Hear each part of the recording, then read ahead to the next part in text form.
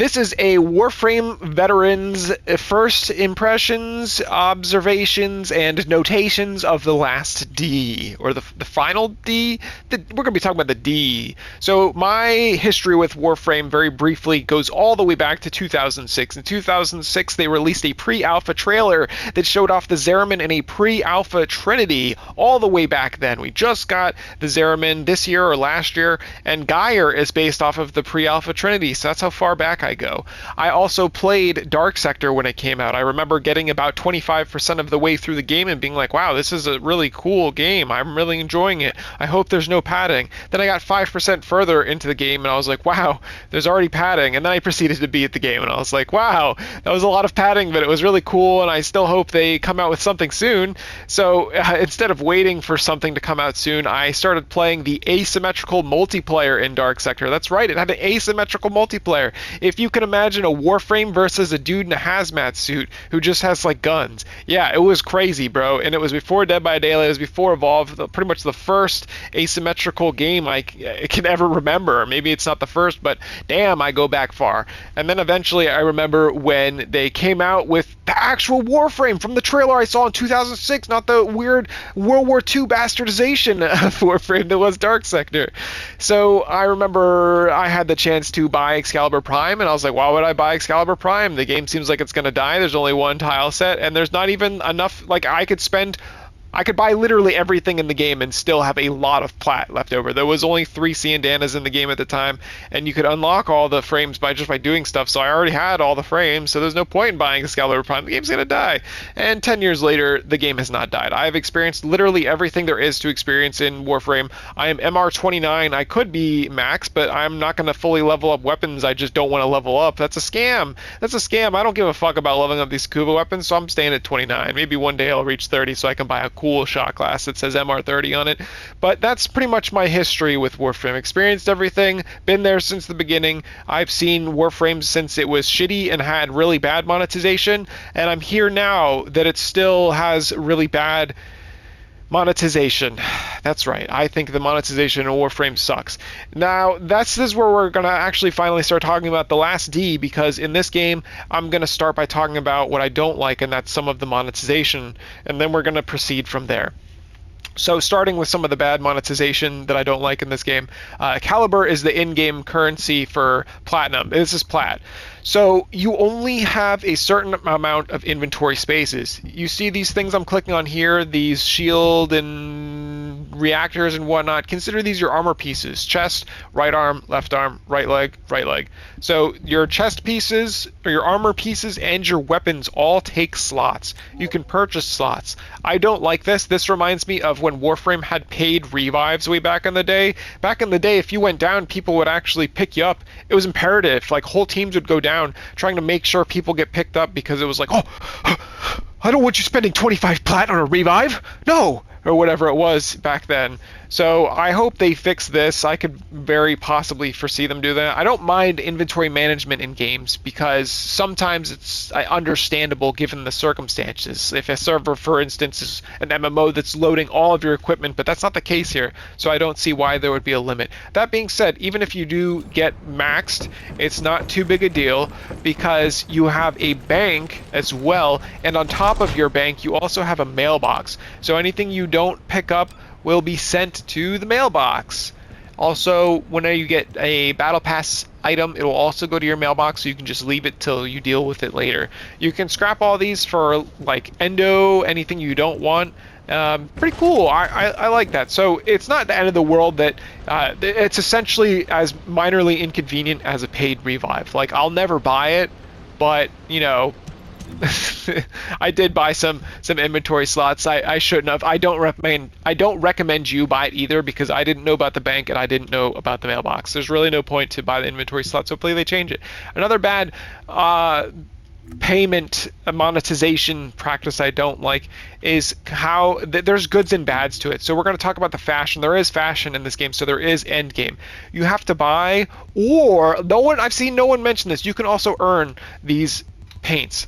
So to my understanding, if you want this same color in 2 channels, I think you need it twice.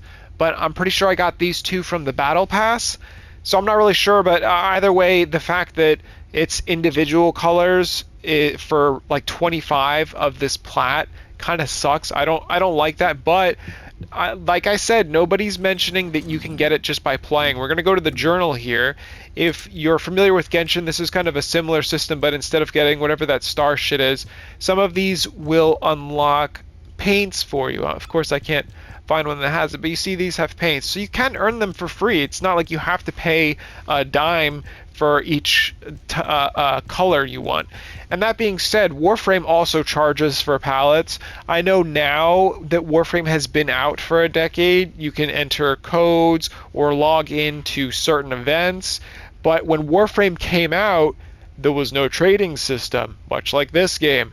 When Warframe came out, you see where I'm going with this? This game is a lot like Warframe when it came out, and the devs have allegedly said that they're going to add trading, so that could fix a lot of the issues people have. Now, those were the bad things that I don't like, the monetization of that. I guess before we go back into too much crazy talk, so some of the monetization can be improved. This game also has boosters and stuff like that Warframe has, and in both cases I don't think that that's the best monetization process or system.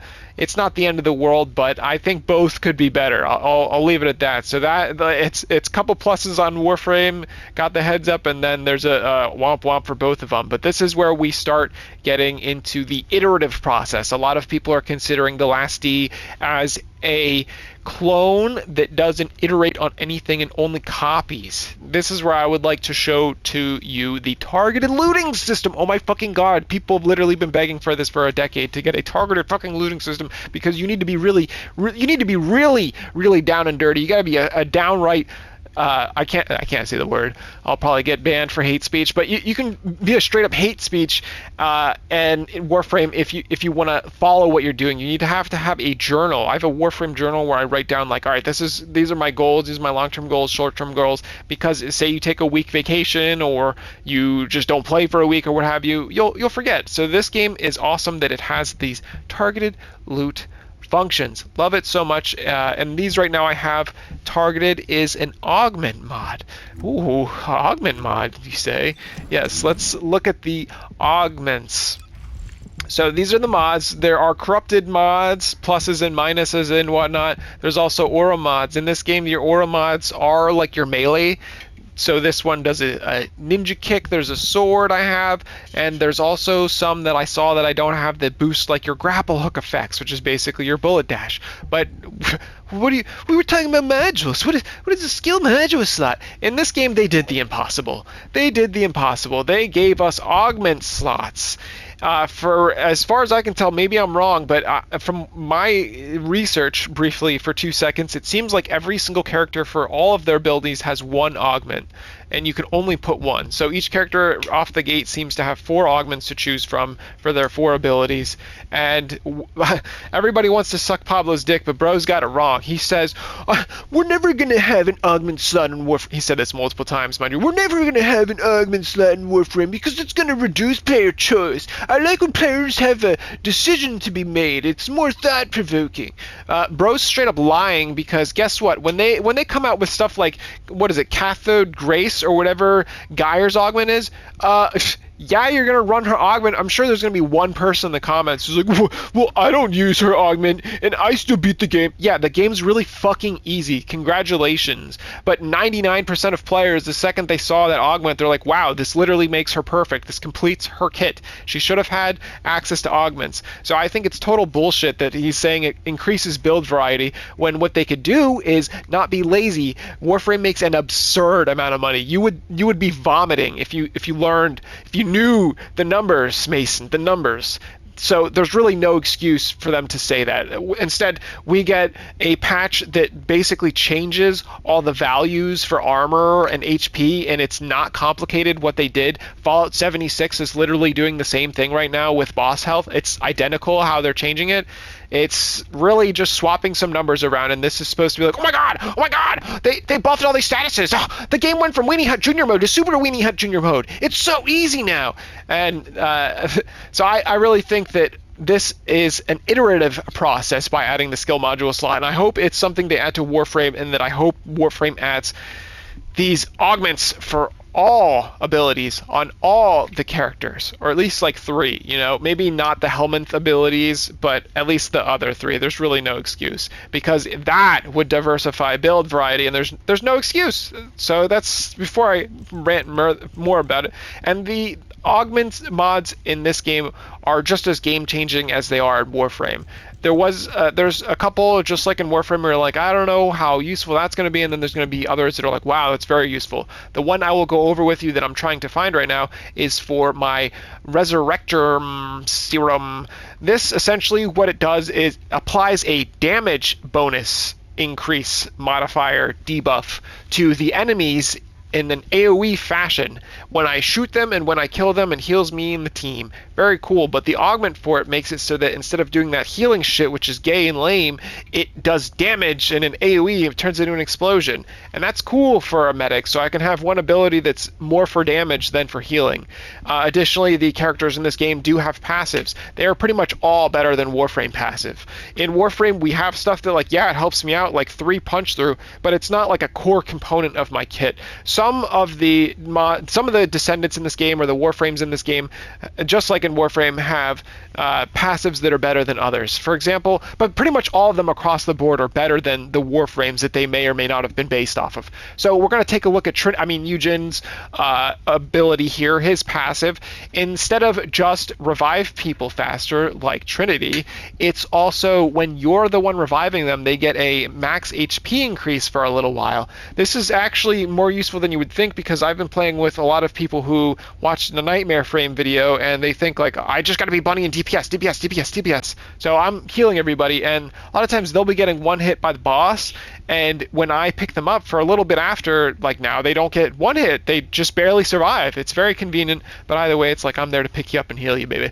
So get down, you fuck. So that's pretty much all I have to say about the mods and stuff like that. There are Orokin reactors, potatoes, tomatoes, formotes.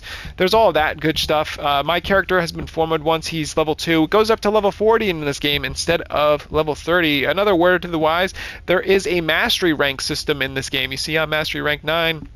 Something that I would like to let you, the viewer, the listener, the brainer, know is that, say you get this meter filled. Say I'm at 29,100 meter points.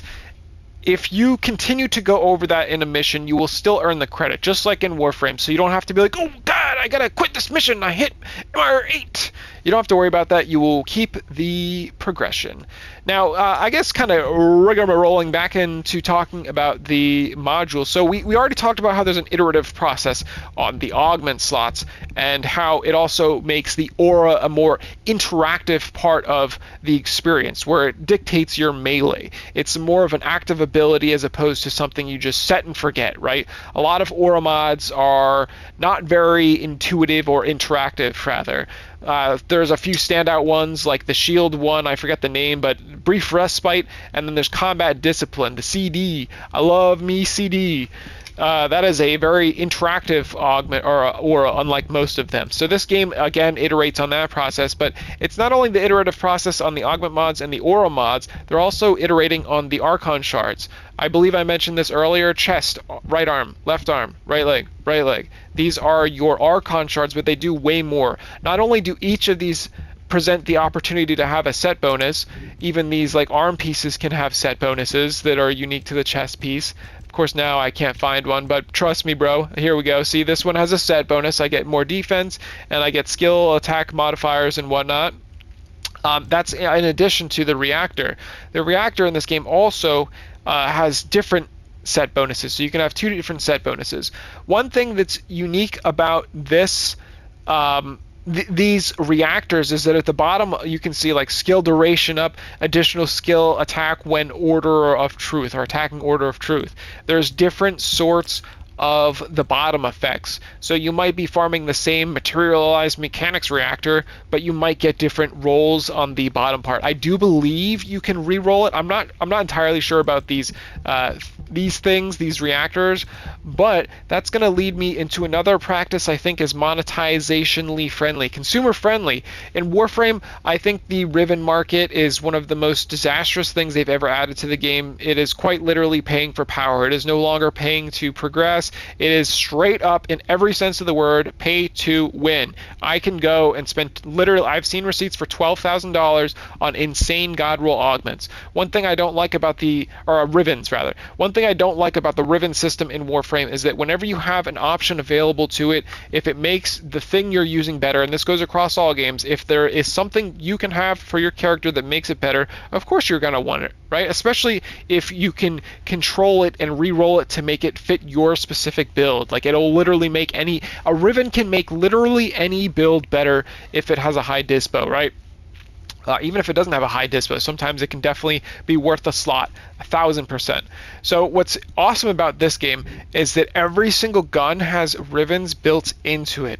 In addition to that, another iterative process that this game has is that you can choose to lock specific rolls. So say I want to leave chill attack on this gun, but erase all that other shit, I can lock that roll and then roll the other shit. So it's going to cost you more kuva each one you lock in. You are able to lock 3 of them. Wouldn't let you lock 4, but like then you just wouldn't roll it, right? So it is cool that they iterated on that. Something that Warframe needs to do. There's been a lot of forum debates in Warframe about, oh well, they can't make you lock certain rolls of the Rivens. That would totally plummet the value for the Riven market. That wouldn't be fair to us traders who have invested a lot. Exactly. Yeah, I don't think that's one of the most unconsumer friendly products that they've ever released in any game. And part of that is because there's no way to focus farm the Rivens you want. And I know people are gonna say, well, you can. Brozyme did it. Brozyme did a video where he starts at level 1 and then he trades his way up. That's not your average fucking Joe, my guy. The game's already like a huge compendium of 10 years worth of information. The least they could do is make it so that there could be some way to focus farm a specific Riven type. That wouldn't even be the rolls. And it's not like you can roll like, oh, I just want to lock this minus impact in. You can't do that like you can in this game. So it's solely from a greedy, heartless, soulless, corporate shilling that you're defending that. I think that Rivens are disgusting. I have an obscene amount of God roll Rivens. The God roll Rivens I have could make even the most tempered vets ooze with envy. They're disgustingly good. I have achieved them through raw rolling of myself, and I have also purchased them. But I don't agree with it, and I think it is very unconsumer friendly, and that's why I really have gotten a lot of respect for this game, that we just straight up have Rivens built into the guns. This is something that I hope Warframe steals from. That's why I'm happy that Warframe finally has competition, and it's going to get more competition with, I think it's called Duet Night Abyss. It's Wafu Frame. It looks way smoother than Warframe, which I'm very happy for, but we're not going to talk about that. So there's 2 different ways to get weapons. You can make them like in Warframe, exact same system where you do a boss, you do this, you do that, and then now you have the weapon. And then you can also get them Destiny style by having them dropped on the ground. One thing that's cool is that even if it's level 1, level 2, you can just scrap any of the level weapons you want. It doesn't have to be the same type, so I can scrap this 53 or this 53 or this 53 to bring this pistol up to 53. I'm not doing that because I don't want to waste all my mats. Another thing of note is that the game already has support weapons. This support weapon allows me to regen the shields of my teammates. It took Warframe 10 years to get any sort of support weapon, and it's a very mid support weapon that's only good on Ureli or a very specific mission type. I forget what it is, but it allows you to have ammo for your rocket launcher and your 3 teammates, but you run that. So it's like, either way, it's nice that we don't have to wait 10 years to already have support weapons in the game. So the game already has a lot more at launch than Warframe did, even like 5 years into Warframe's lifespan, which is saying a lot for a free-to-play game. As you can tell, the animations are very crisp too. It took Warframe, like, Warframe's animations were very bad for a very long time. So this actually seems like high budget. Like, that's fucking good, dude. This guy is fucking pretty cool, twinked out femboy. So that's mostly what I have to say about that. Now I want to actually show you some of the actual combat. I'm gonna start with the bosses. The mini bosses in this game are on par, and if not on par, better than anything in Warframe. That's the mini bosses. So let me show you a boss. Now I'm gonna go in this. My guns are way over leveled for this, but my character is under leveled, so we'll see how this works. But you see how there's destructible parts: balancer, core, sensor, and then there's removable parts: core, shoulder, and then there's destructible parts when frenzied, the plasma amplifier on the back.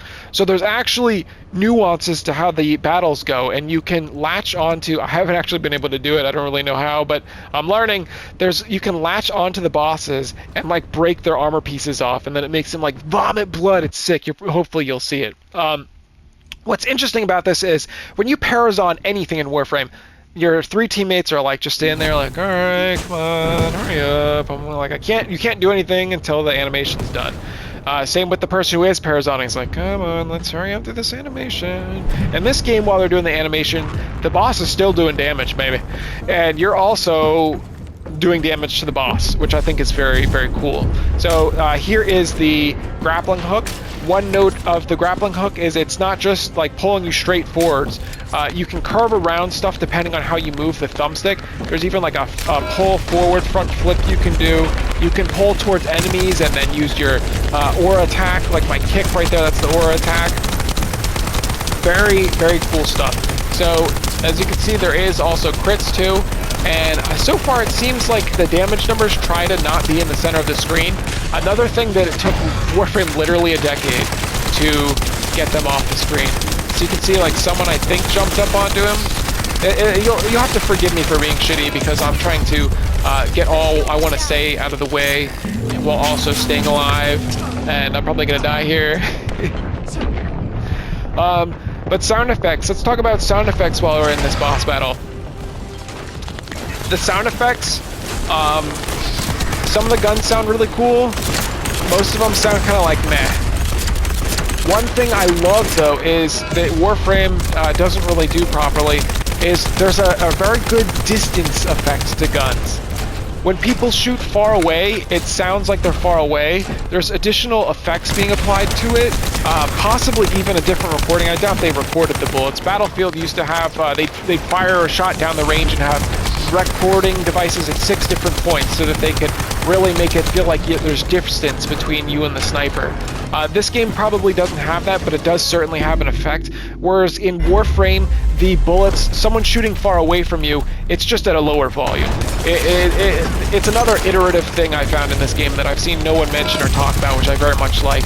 I can't really show you it here, but you notice that effect a lot when you're actually in the open world zones. When people are shooting far away and then you get close to them and slowly the gun starts sounding differently.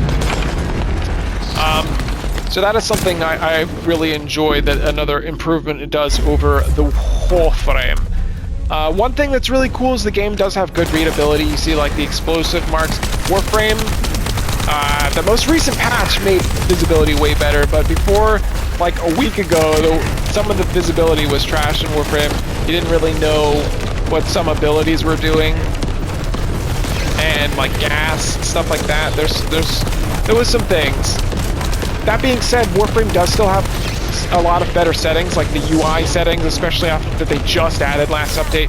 A lot of the UI settings are better.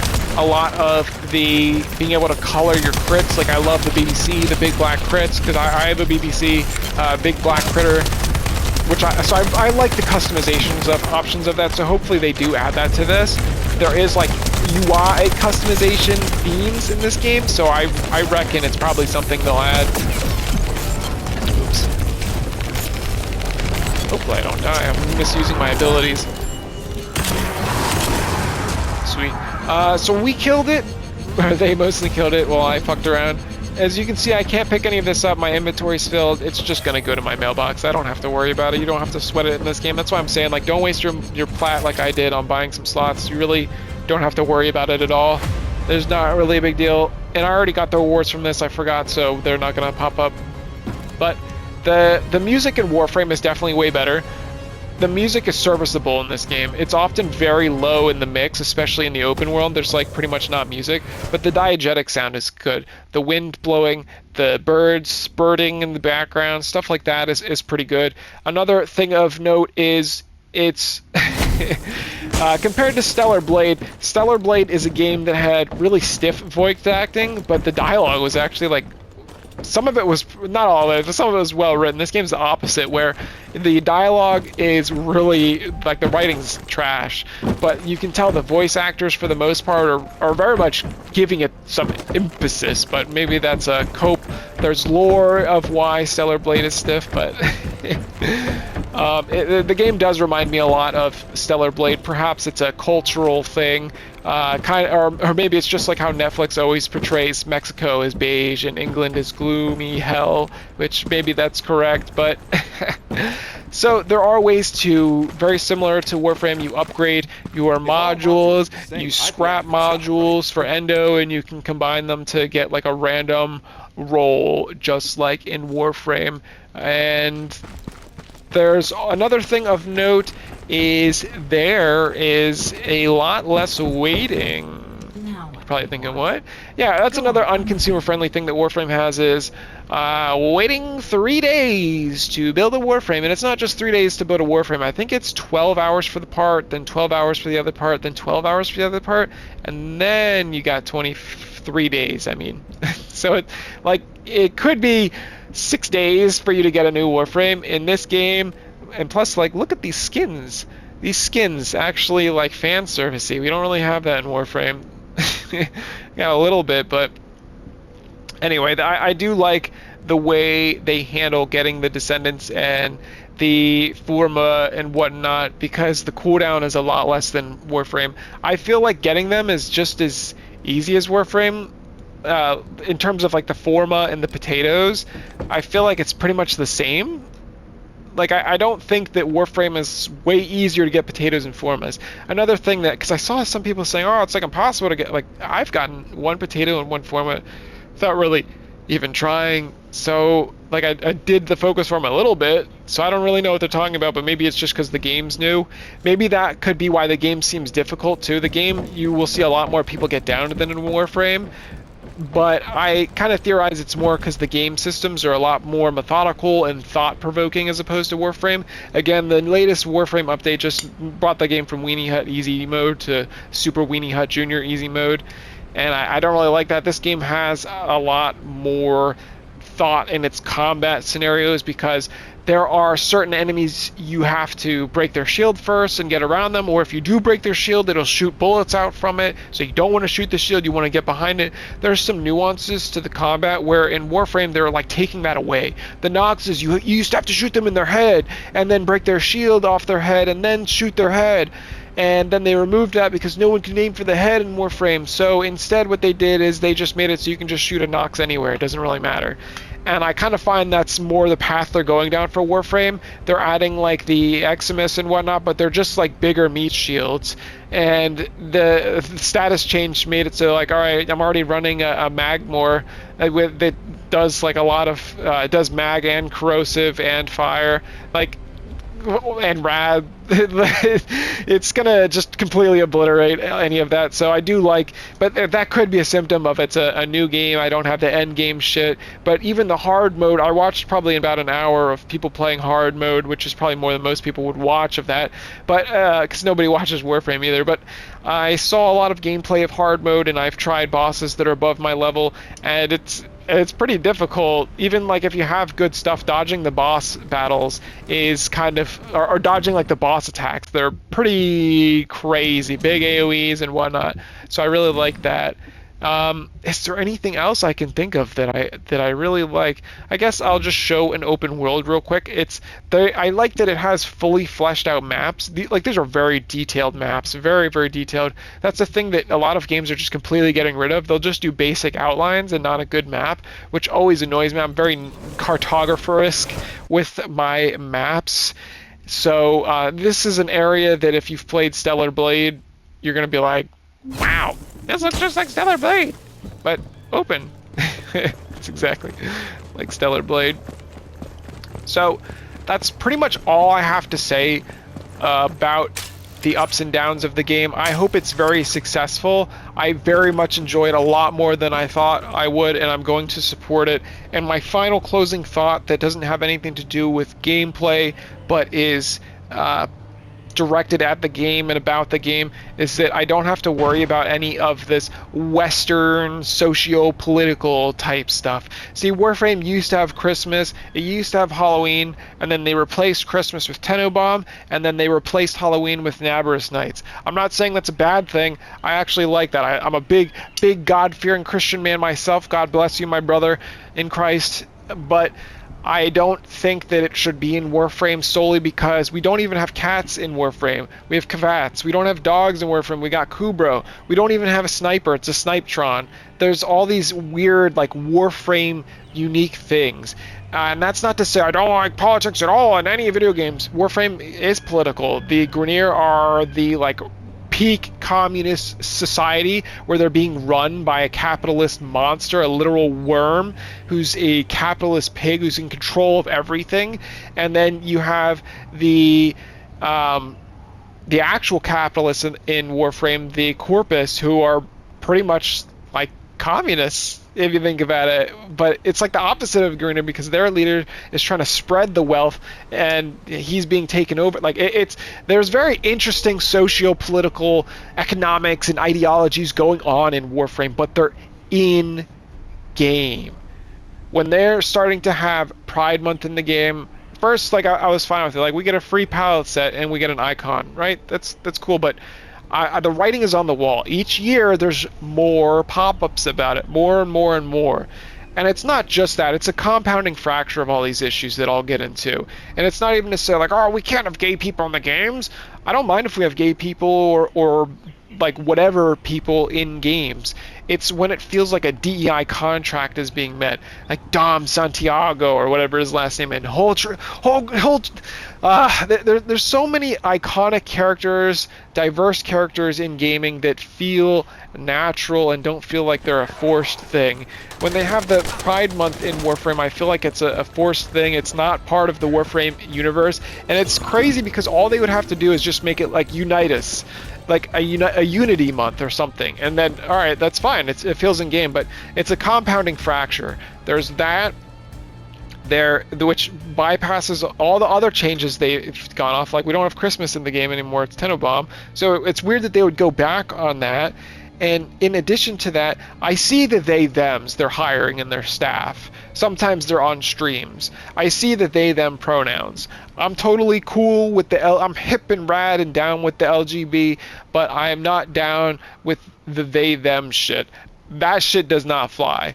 I am not abiding by that. I will not be rude and call you he or she. I will call you by your name. As long as it's not like King, I'm not going to call you King or like something ridiculous, but I'll call you by a proper name. But the they them shit, and I see their staff is hiring them, and it's not just that. Again, it's a compounding fracture, or it's multiple fractures, or it's multiple sclerosis, it's deep vein thrombosis.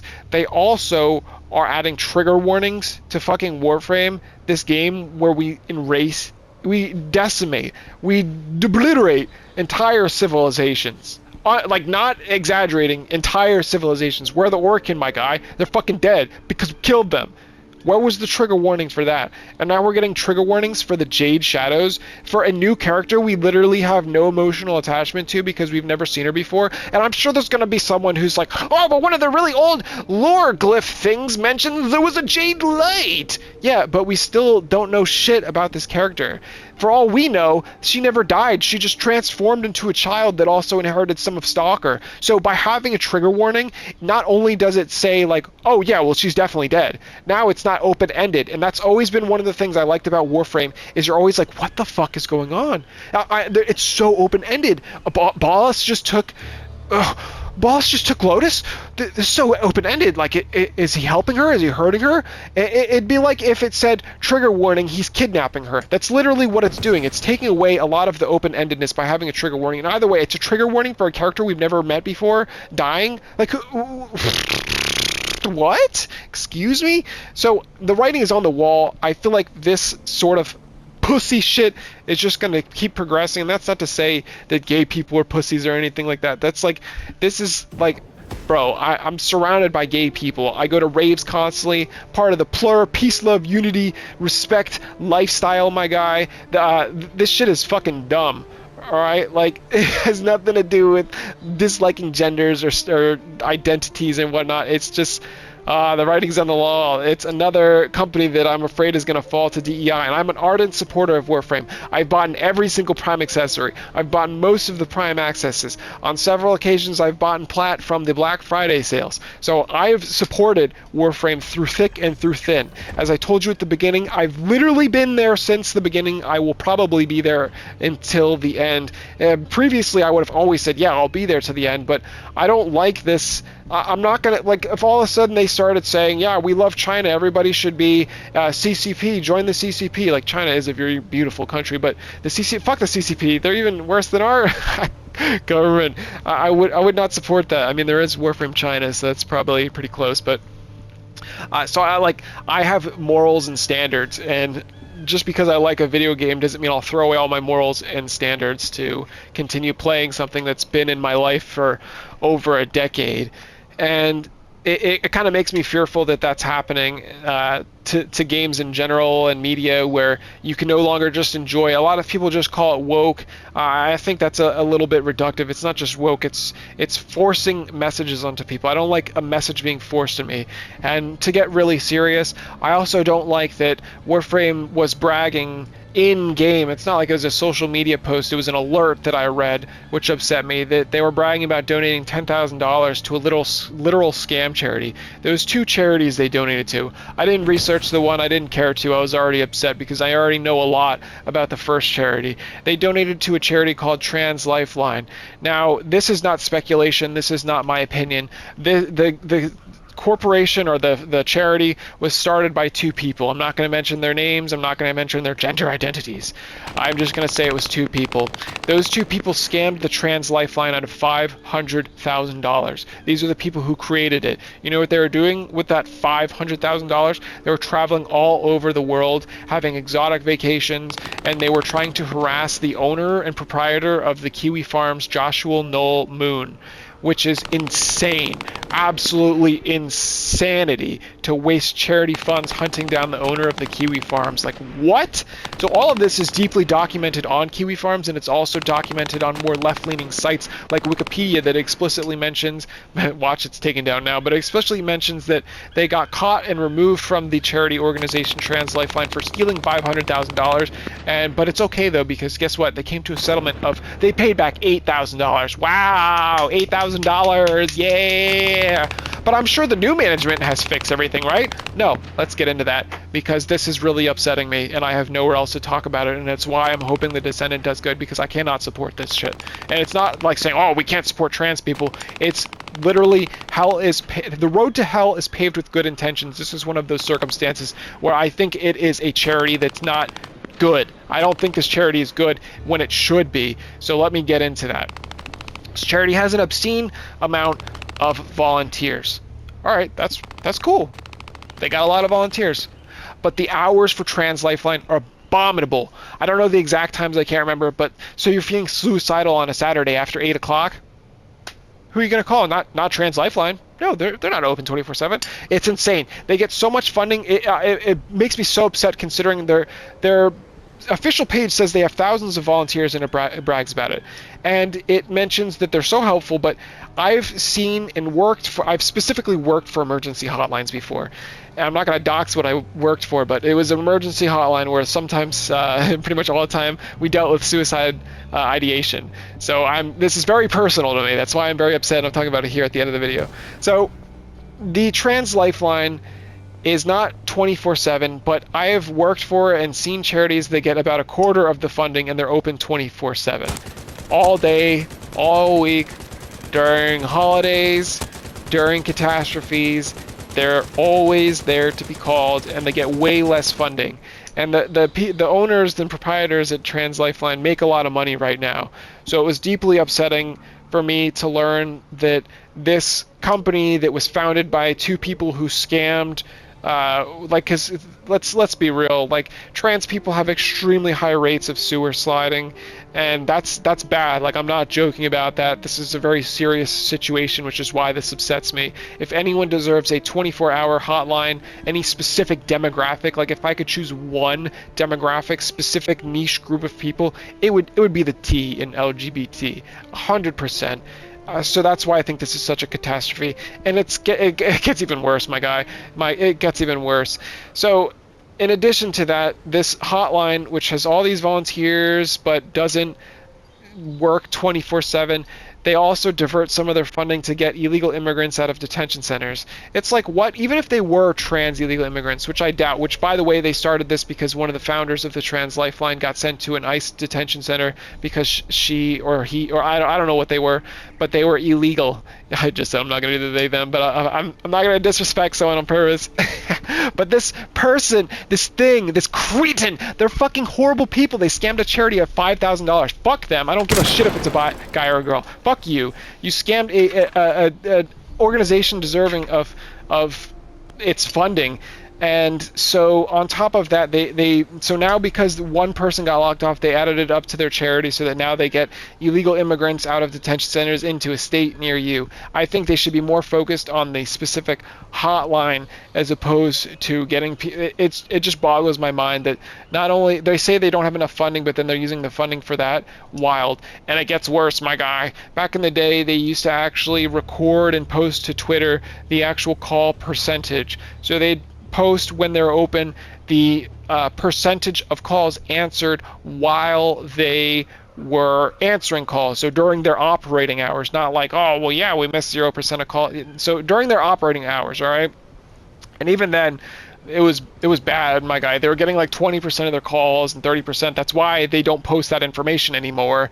It is still documented in possibly in Wikipedia still. It was at one point, and on the Kiwi Farms as well, and there's a couple other sites that document it. Those are just the two that come off the top of my head, so don't take my word for it. But the fact that Warframe is adding in pronouns, Warframe is adding in pride, which goes against like the established world lore. If it was Unity or whatever, it would be fine.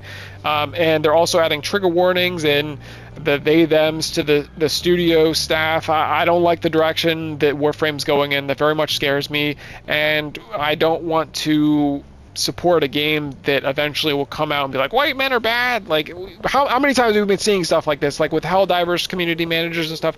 I'm worried about that with Warframe, but with these Korean games, I don't have to worry about any of that shit. So that's all I have to say about that. If you don't like what I said, I don't care.